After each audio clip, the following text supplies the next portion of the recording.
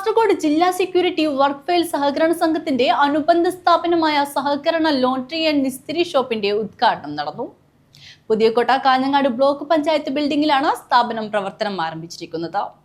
കാസർഗോഡ് ജില്ലാ security workers welfare സഹകരണ സംഘത്തിന്റെ അനുബന്ധ സ്ഥാപനമായ സഹകരണ ലോണ്ടറി ആൻഡ് ഇസ്തിരി ഷോപ്പ് ഉദ്ഘാടനം നടന്നു.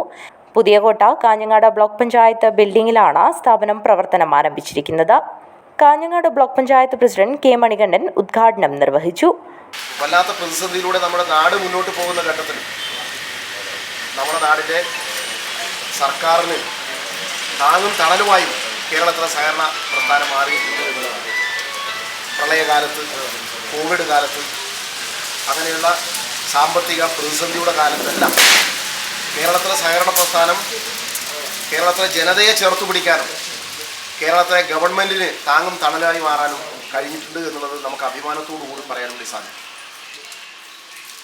അതൊരു വലിയൊരു ബദൽ സാമ്പത്തിക ശക്തിയായി കേരളത്തിൽ വളർന്നു വന്നത്, ഒരു വലിയ ജനകീയ പ്രസ്ഥാനമായി കേരളത്തിൽ വളർന്നു വന്നത് കേരളത്തിൻ്റെ സാമ്പത്തിക മേഖലയിൽ വലിയ മാറ്റങ്ങൾ ഉണ്ടാക്കിയിട്ടുണ്ട് എന്ന കാര്യത്തിൽ യാതൊരു സംശയവുമില്ല.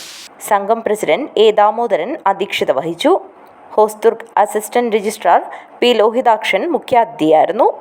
M Raghavan, Praveen Kumar, V Kammaran, Sreelatha K V, advocate K Chandrasekharan, T V Raveendran, Karunakaran Kunnath, N Balakrishnan, Bangalam Kunhikrishnan എന്നിവർ ചടങ്ങിൽ സംസാരിച്ചു. സംഘം വൈസ് പ്രസിഡന്റ് പി വിജയകുമാർ സ്വാഗതവും ഷൈല ജയരാജ് നന്ദിയും പറഞ്ഞു. News bureau, Kanhangad.